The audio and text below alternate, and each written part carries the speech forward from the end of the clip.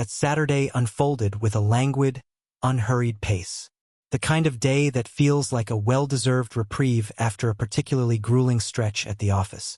I was simply lounging in my apartment in Oak Park, the city's distant hum, a muted backdrop, aimlessly scrolling through news headlines on my tablet when a notification lit up the screen.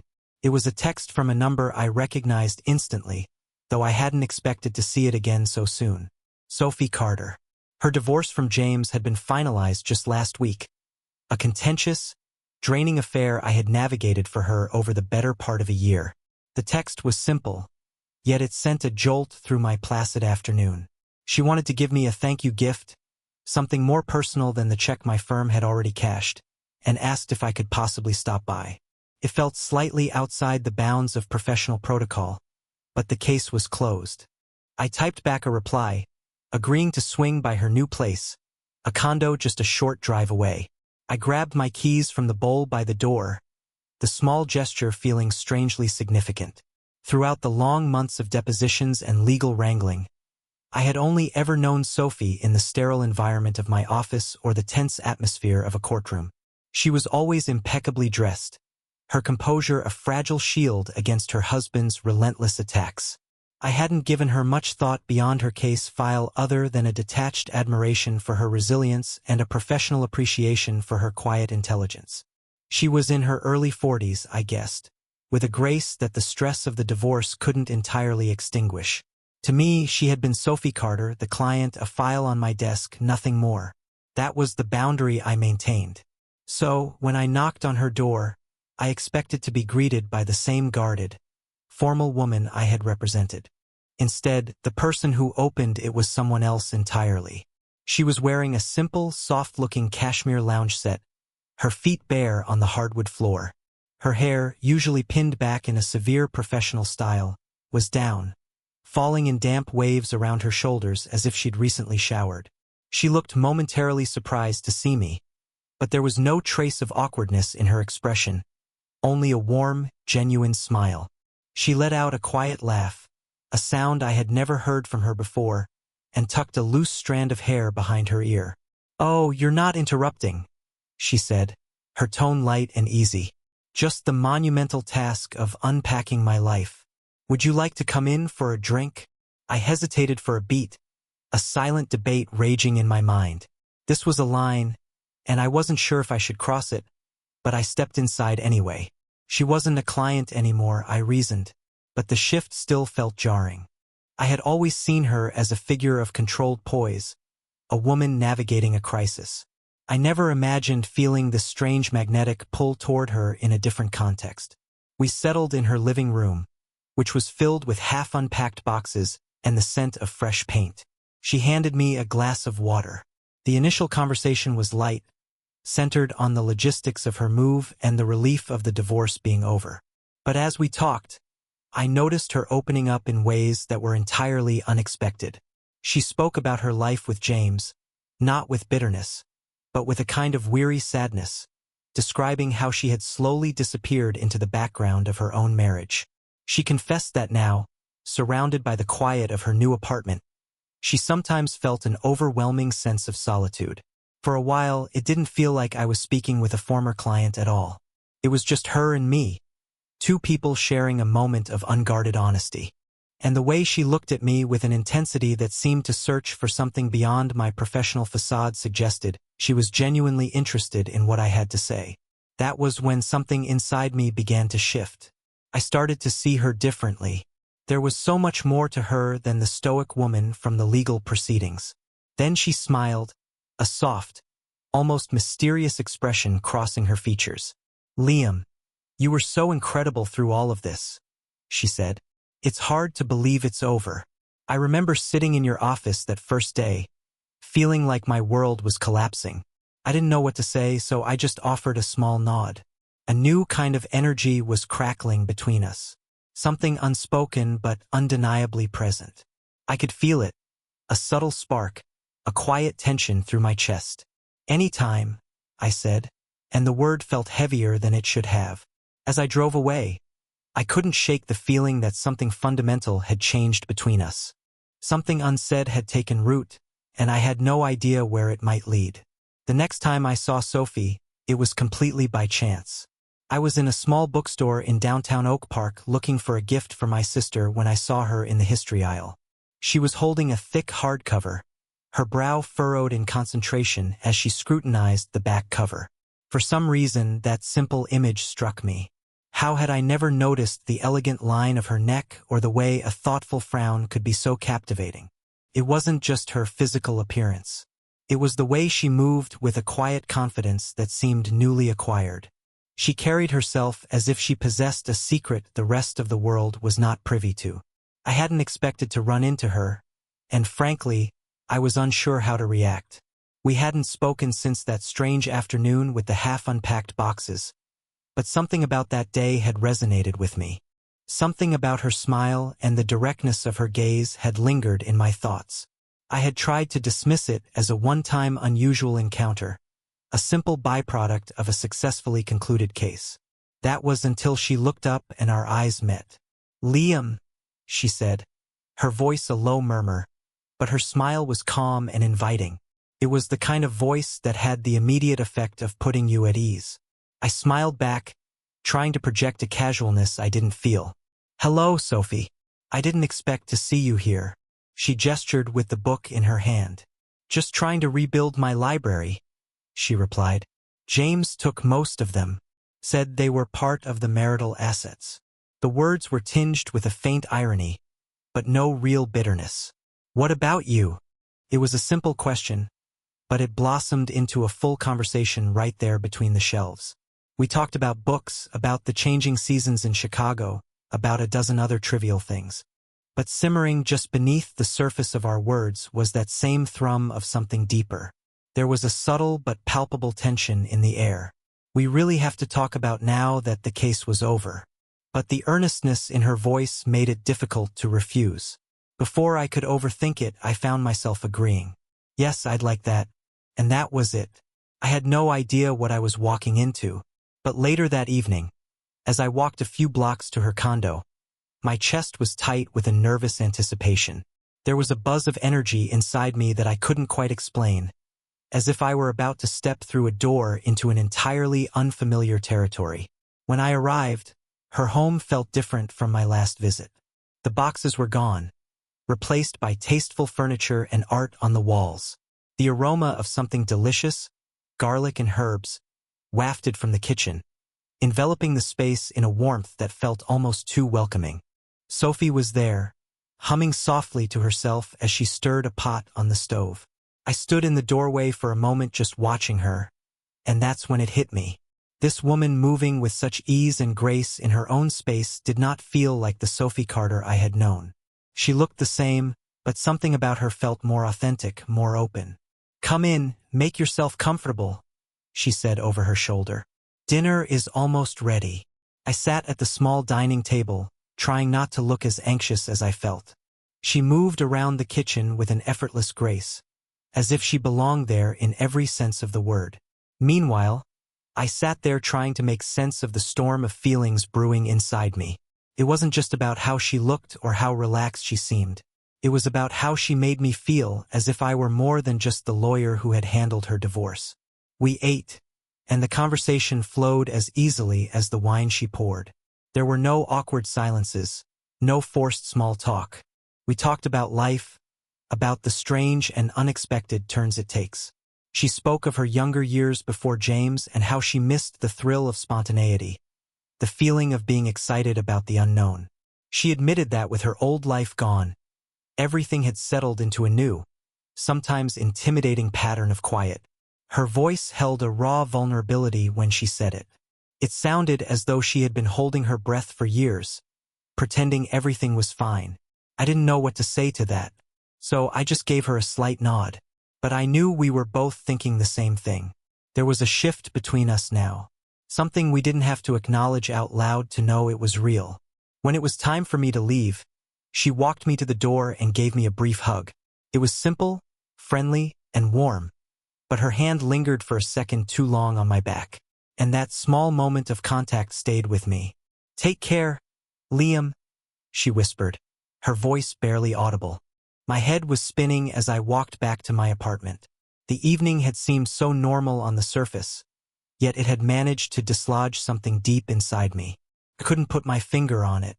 She hadn't done anything overtly suggestive, but the way she had looked at me, the way she had listened, it made me feel like there was something genuine forming between us, a connection of a different kind. I have been to countless clients' homes over the years, but this was not the same. And I hated how much I found myself thinking about it in the days that followed. I tried to push it from my mind, to compartmentalize it as a closed case file. A few days later, my law partner, Ethan, called and asked if I wanted to grab a drink after work. I figured getting out would help clear my head, but as soon as I walked into the crowded bar, I saw her. Sophie was sitting at a high-top table with a few other women, laughing at something one of them had said. She saw me, and her smile widened as she gave a small wave. Without thinking, I waved back. Her smile was relaxed, but it held a warmth that hadn't been there before we shared that dinner. That unspoken thing between us made my stomach do a slow, nervous flip. "Liam," she said as I approached their table. "I didn't expect to see you out tonight." I shrugged, trying to seem nonchalant. "Just meeting my partner. I didn't know you'd be here." She laughed lightly, catching up with some old friends. "It's been a while since I've had a night out." Her gaze held mine for a fraction of a second longer than necessary. And just like that, the tension was back. That subtle undercurrent humming between us, always there, just beneath the surface. I should have excused myself, said my goodbyes, and moved on. But her friends stood to order another round, leaving just the two of us at the table. I hadn't planned to say anything personal, but the words just came out. "So, Sophie, how have you really been?" She paused. Her smile faded slightly, and for a moment, I saw something raw and unguarded in her eyes. "I'm okay," she said, her voice quiet. "It's just, I've been feeling a little lonely lately." Her honesty caught me off guard. It was as if she had peeled back another layer, revealing someone I hadn't expected. Someone who was not just a resilient survivor of a nasty divorce. "Yeah," I replied, nodding slowly. "I can understand that. Starting over isn't always easy." She returned the nod, and we sat in silence for a few moments. It wasn't awkward. It was comfortable in a strange way. I wanted to say something more, something to console her, to lighten the burden I could see she was carrying. But the words wouldn't come. So I just looked at her, wondering if she was simply stating a fact or if she was hinting at something deeper. Ethan returned with our drinks, and the moment was broken. But something inside me had shifted again. That night, my perception of Sophie was irrevocably altered. She no longer felt like a past client. There was a different kind of light around her now, a magnetic and slightly dangerous kind. Later, when we all decided to leave, I walked with Ethan to his car, but my thoughts were fixed on that brief, quiet conversation with her. What did she really mean by lonely? Was she just adjusting? Or was she gently, quietly asking for something more? As soon as I got home, I collapsed onto my couch and replayed the entire night in my head. That dinner, that was an invitation. That confession at the bar, it was a confirmation. It was then that I realized this wasn't just some random sequence of events. There was something else happening between us, something unspoken and powerful. And whether I wanted to admit it or not, I was drawn to it. That Saturday, I decided I needed to clear my head. I called up a friend, and we went to play basketball at a local park. It was something we used to do all the time. Maybe if I physically exhausted myself, I could quiet my mind. When I got to the court, Noah was already there practicing his jump shot. He looked up and grinned when he saw me. "About time. You're late," he joked, tossing me the ball. I forced a smile and said I got held up with something. We played hard for the next hour, joking, talking trash, trying to one-up each other. But my mind wasn't in the game. I was somewhere else entirely, somewhere warm, inviting, and deeply confusing. After a while, we took a break, sitting on the edge of the court. Out of the blue, Noah asked, "Hey, how's that Carter divorce case going? You wrapped that up?" He wiped the sweat from his forehead and looked over at me. The question threw me. "Yeah, it's done," I said. Finalized last week. Tough one, huh? He said, staring at the pavement. Heard her ex was a real piece of work. She must be relieved. I wonder if she's doing okay, though. Starting over at that age alone, that's got to be rough. His words hit me harder than I expected. I'd always perceived Sophie through the lens of her strength, her controlled, steady presence. I never thought about her as rattled or uncertain, but maybe I was wrong. I don't know, I said, keeping my voice neutral. Have you talked to her about it? He shook his head. Nah, man, not my place. I just see her around the neighborhood sometimes. She always seems, I don't know, a little distant, like she's going through something. I wasn't sure what to say. A part of me wanted to confide in him, to tell him about the strange connection I felt, the shift in both her and me. But I couldn't, not yet. Maybe not ever. Maybe she just needs some space, I offered, trying to sound casual. Yeah, he mumbled, but I could hear the doubt in his voice. He wasn't buying it. We finished our game and I headed home. My thoughts were still on her. Inside, my heart was hammering louder than I wanted to admit. I went to the kitchen to get a glass of water, needing a moment to breathe, to escape the weight that seemed to hang in the room. But as I reached for a glass, I heard her footsteps behind me. Sophie was standing in the doorway, her arms crossed over her chest. Liam, she said softly, her voice calm yet direct. Can we talk for a minute? I turned around, caught off guard. Yeah, sure. What's up? She stepped into the kitchen, gently closing the door behind her. The space between us shrank, and I felt my chest tighten as she moved closer. I wanted to thank you for the other night, she said, her eyes not quite meeting mine. Dinner. It meant a lot to me. I swallowed hard, her words landing with more force than I anticipated. Of course, I managed to say. You know I'm here if you ever need someone to talk to.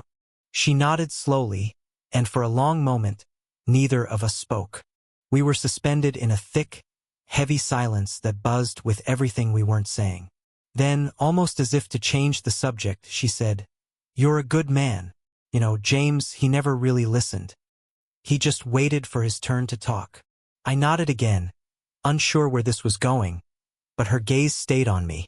An extra second, an extra beat. The same spark I'd felt before was back, humming between us like a high-tension wire. Yeah, I said quietly. I know the type. She smiled, but there was something else in that smile, something I couldn't quite decipher. I wondered if she was thinking the same thing I was, and for a fleeting second, I considered just asking her. I almost asked what was really going on here between us. But I didn't. I just stood there, caught in the charged silence with her, wondering what the next move was. Finally, she broke the moment with a quiet, Thank you again, Liam. Anytime, I replied. But as the word left my lips, I knew I wasn't saying it the same way anymore. A week passed since that afternoon in her kitchen. The conversation hadn't been dramatic or loud, but it sat in my gut. I was sitting on my couch, scrolling through my phone, when her name flashed on the screen. She was calling. My heart leaped into my throat. Hello, I answered, trying to sound casual. Liam. Her voice came through, a little breathless. I know this is out of the blue, but can we talk? That simple question made my gut clench. Yeah, of course, I said, my phone suddenly feeling heavy in my hand. Is everything okay? I'm fine, she said quickly. I've been doing a lot of thinking about our conversations, and I think I owe you an apology. I stared at the wall, completely thrown. This was not where I expected this conversation to go. I realize I've been a little forward, she continued, explaining that she'd been dealing with a lot of emotional fallout and didn't want to put me in an awkward position. I blinked, trying to read the tone of her voice. Sophie, it's fine, I finally said. You don't have to apologize for anything. I heard her let out a soft sigh of relief. I appreciate that, she responded. But I also think I may have crossed a professional boundary with you. My heart skipped a beat. This was the moment I had been dreading and, if I was being honest with myself, quietly hoping for. I had no idea where it would lead, but I couldn't stop myself from hearing her out. What do you mean? I asked, my own voice softening, becoming more cautious. Sophie took a deep breath. I think you know, she said gently. There's been something between us, Liam, and I can't keep pretending it doesn't exist. I froze. Her words hit me squarely in the chest, harder than I had expected. Of course, I had felt it, but hearing her say it aloud made it real, tangible, and terrifying. I'm not trying to make things awkward, she continued, her voice barely above a whisper. I'm just not sure how to handle this. But I can't keep pretending nothing is happening. I looked around my empty apartment, my mind racing in a dozen different directions. Everything inside me, every bit of my professional training, was screaming that this was wrong, that I shouldn't be having this conversation, acutely aware of the risks. I knew what could happen if anyone in our small legal community found out. But I also knew the connection between us was powerful and real, and a part of me, a part one had been suppressing for weeks, didn't want it to stop. Are you sure? I asked, my voice wavering. I mean, whatever this is, I'm sure, she said, her voice firm. And with that, the line we'd been carefully dancing around for weeks vanished completely. We didn't say much more. There was nothing left to say, but the air had changed. We had both felt the shift, the weight of what we had just acknowledged. Everything had changed after that. It's been 1 year since that phone call. 1 year of keeping a secret. A year of balancing the demands of my career with the quiet, stolen moments we carved out for ourselves. In some ways, it feels like we've lived an entire lifetime in those brief pockets of time. We didn't talk much about the us of it all. What began that day she opened her door, a woman starting her life anew, hadn't vanished. It had simply become a part of our existence. Felt strangely, wonderfully natural. But it was also fragile, a delicate thing we kept hidden away. We agreed on one thing from the very beginning. Our happiness mattered. And that happiness was built on a foundation of trust, a unique kind of trust that allowed us to be completely vulnerable with each other while remaining completely guarded with the outside world. We created our own private space, our own small universe where the rules of my profession and the judgments of others didn't apply. But the guilt never entirely disappeared. Every time I saw a colleague who knew I'd handled her case, something would pinch at the back of my mind. Not because I thought they would ever know, but because carrying a secret of this magnitude always leaves a mark. Still, I never once second-guessed my decision. Sophie and I saw each other whenever we could, which wasn't as often as we would have liked. We never pushed the limits. We kept everything discreet, quiet. We could simply be. It was a calm Saturday evening, almost exactly a year after our secret relationship began. I was at Sophie's house, sitting on the couch, the same spot where it had all started to feel real. The place was tranquil. We had the home to ourselves. Everything felt normal now, comfortable in a way that had once been foreign. We had learned how to exist in this state, quiet, careful, and deeply connected. We didn't need to constantly talk about our feelings anymore. The relationship had settled into something stable, something real. It was unorthodox, certainly, but it had become something I couldn't imagine giving up. Sophie sat next to me, looking as beautiful as she had that first day I saw her in her new home. But there was a softness to her now, an ease in the way she held herself, a serenity in her expression. It had taken time, but we had learned to carry the weight of what we had. We had grown into our secret. I had found a strange peace in it. I had learned how to make it feel like home. Do you ever think about how we got here? She asked quietly, her voice a warm, low murmur that broke the comfortable silence. I smiled and leaned my head back, sinking into the cushions. All the time, I admitted. Honestly, I still can't believe we've made it this long without anyone finding out. I looked over at her, my initial shock from that first year having transformed into something that felt a lot like gratitude. She let out a quiet laugh and rested her head on my shoulder. It doesn't feel like a year, does it? She murmured. But at the same time, it feels like this has always been our reality, as if this was always meant to happen. I nodded slowly, my hand finding hers and lacing our fingers together. Yeah, it's weird, I said. But it's the good kind of weird. I never expected my life to look like this. But now that I'm here, I wouldn't change a thing. She tilted her head, meeting my gaze with that same look that always seemed to make the world stand still. Me neither, she replied softly. Given the circumstances, I think we've done an amazing job. I'm glad we kept it between us. Her voice was firm, certain. It's ours. Sparkle outside her window. One thought settled in my mind with absolute clarity. This is how I wanted things to stay. It wasn't perfect.